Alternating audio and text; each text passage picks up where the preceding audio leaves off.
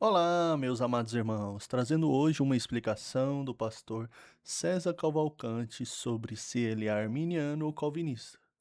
E você é arminiano ou calvinista? Veja agora essa explicação. Que eu não me declaro arminiano nem calvinista. Deus que sabe como nós reagiremos, já colocou não o nome no livro da vida, mas por que nós reagiremos? Olha, a primeira pergunta que você fez, Elias, foi extremamente inteligente e feliz. A abordagem que você pergunta. Porque você fala assim, tá, na tensão entre arminianismo e calvinismo. Não seria uma questão de ponto de vista? E é essa tecla que eu bato o tempo todo. É o seguinte: o livro da vida, do ponto de vista de Deus, é um livro pronto, desde a fundação do mundo. Agora, a gente não pode assumir pelos textos bíblicos que Deus escolheu previamente aqueles que estão com o nome escrito no livro da vida e aqueles que não estão. Por quê? Porque por conta de tudo que acontece na Bíblia o tempo todo. Deus fala assim, ó, esse que eu coloco diante de vocês dois caminhos, senão é tudo mentira. Imagina que você está numa estrada e que você tem 20 placas, 50 placas, 100 placas, 300 placas, 1000 placas na estrada de 100 quilômetros. Você tem 1000 placas que vai ter um buraco na pista. Só que não tem buraco nenhum, era mentira. Então, nós temos na Bíblia o tempo todo alertas sobre toma essa decisão, não entra por esse caminho, vem por esse, não aceite isso, aceite isso. Se o homem não tem escolha, então tudo isso é um teatro. Agora, eu comecei falando o seguinte, essa pergunta é muito importante, muito inteligente, porque depende do ponto de vista. Então, do ponto de vista de Deus, Deus está fora do tempo. Então, se eu estou ao lado do trono de Deus, lá fora do tempo onde Deus está, então, obviamente, eu sou calvinista, porque está tudo pronto. Lá de onde Deus está vendo, ele já sabe. Por exemplo, ó, tem um bebê nascendo agora. O programa começou às 14h. Tem um bebê que nasceu agora, certo? Em algum lugar. Num raio de alguns, porque a Promata está aqui do lado, deve, enfim. Tem algum bebê que nasceu enquanto começou esse programa até agora, nesses primeiros minutos. Perguntas.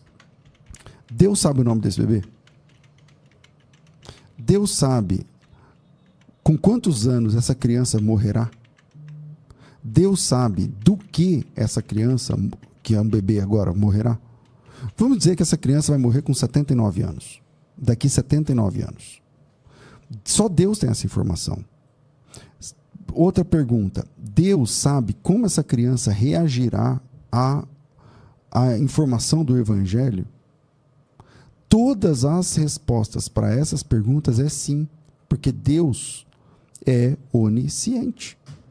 Agora, foi Deus que, antes dessa criança nascer, antes de Deus antever o que aconteceria na vida dessa criança, Deus foi lá e colocou o nome dessa criança ou não no livro da vida? Não é assim que funciona. Então, o texto de Pedro, capítulo 1, primeira carta de Pedro, capítulo 1. Então, vamos lá. 1 de Pedro, capítulo 1, versículo 1. Tudo 1. Diz assim. Pedro, apóstolo de Jesus Cristo, aos eleitos que são forasteiros da dispersão, Ponto, Galácia, Capadócia, Ásia e Bitínia, eleitos segundo a presciência de Deus Pai. Eleitos segundo, olha o texto, eleitos segundo a presciência de Deus Pai. Quer dizer, esse texto, ele diz que existe eleição, tá? Tá aí no texto, existe eleição. Porém, essa eleição, ela acontece baseada na como que a gente fala em prognoses, né, do grego, mas em português, na eleitos conforme a presciência de Deus. O que é presciência de Deus?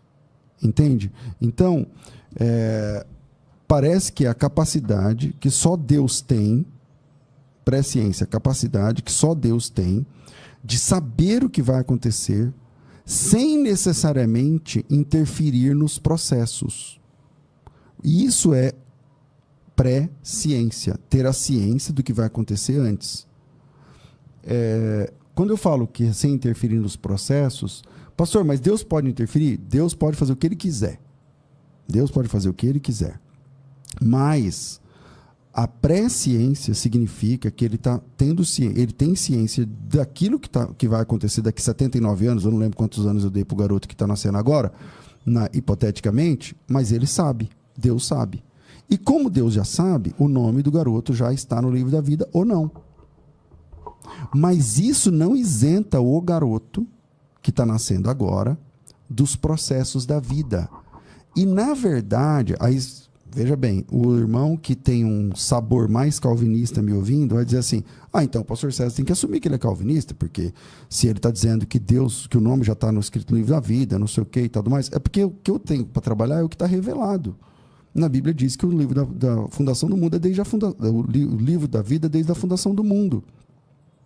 Então não tem anjo que fica colocando e tirando o nome, apagando e riscando e colocando de novo o nome no livro da vida. Não tem teologia, não tem texto para isso. Então está pronto.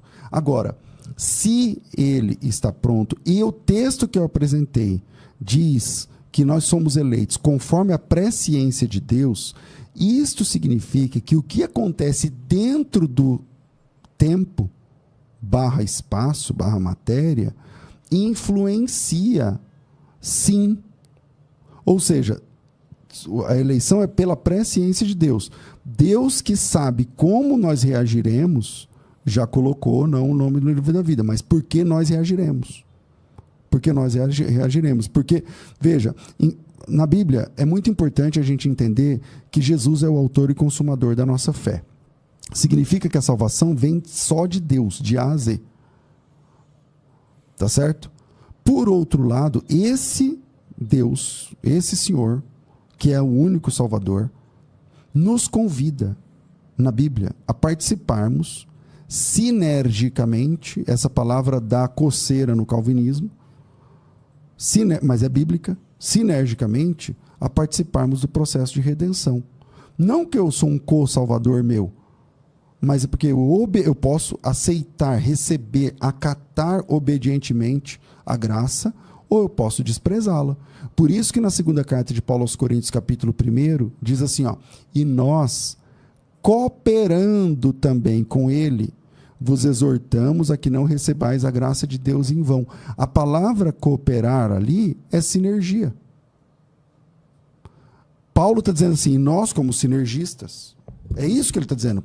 Paulo, o apóstolo, está dizendo assim, bom, então nós, sinergistas, exortamos vocês que também sejam assim, que cooperem com Deus, porque essa é a palavra grega. Então, pastor, você é sinergista ou monergista?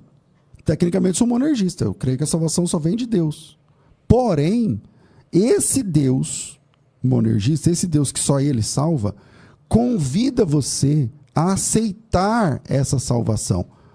Então você não é chamado para ser seu próprio salvador, mas você é chamado, a sua cooperação, a sinergia acontece quando você recebe com temor a oportunidade da graça, ao invés de rejeitar a oportunidade da graça. Você aceita concordemente, humildemente. Você está entendendo? Então, é isso. Veja, em Coríntios 15:2 diz assim, também sois salvos, se retiverdes tal como vô-lo tenho anunciado, se não é que crestes em vão. 1 João 5,18. O que de Deus é gerado, conserva-se a si mesmo, e o maligno não lhes toca. Então, voltando à pergunta que eu achei muito inteligente. Não é uma questão de ponto de vista? É. Se você está lá em pé, do lado do trono de Deus, primeiro você está fora do tempo, fora da matéria, fora do espaço. Porque tempo e espaço são criaturas de Deus. Deus criou o tempo, Deus criou o espaço, são criações. E Deus está fora disso. Então, se você está lá em pé, do lado do trono de Deus glorificado, então está tudo pronto. Então está tudo pronto. Mas lá na primeira de Pedro que eu li, mostra que lá diante de Deus que está tudo pronto com base nas atitudes, nas ações e reações, inclusive dos homens. Porque nós somos eleitos conforme a presciência de Deus Pai. Tá certo? Então, por isso, é exatamente por isso, irmão Elias, que fez a pergunta, que eu não me declaro arminiano nem calvinista. Porque eu acredito, eu entendo, defendo a fé e a salvação monergista. Por outro lado, a pessoa que despreza essa tão grande salvação, conforme diz a palavra em Hebreus, ela não é digna dessa salvação.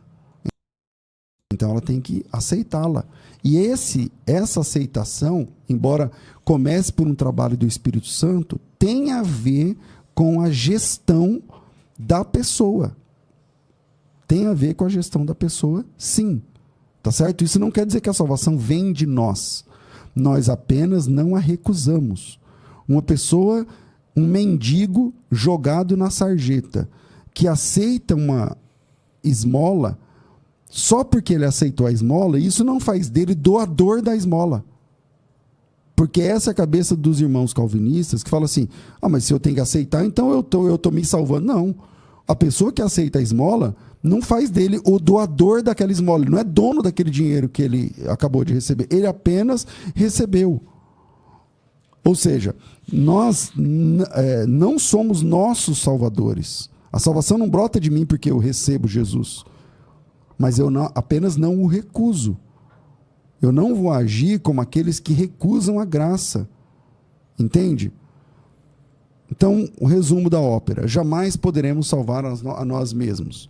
Nenhuma obra seria boa o suficiente para isso. Até mesmo a fé é uma graça, é um dom de Deus, é um presente de Deus.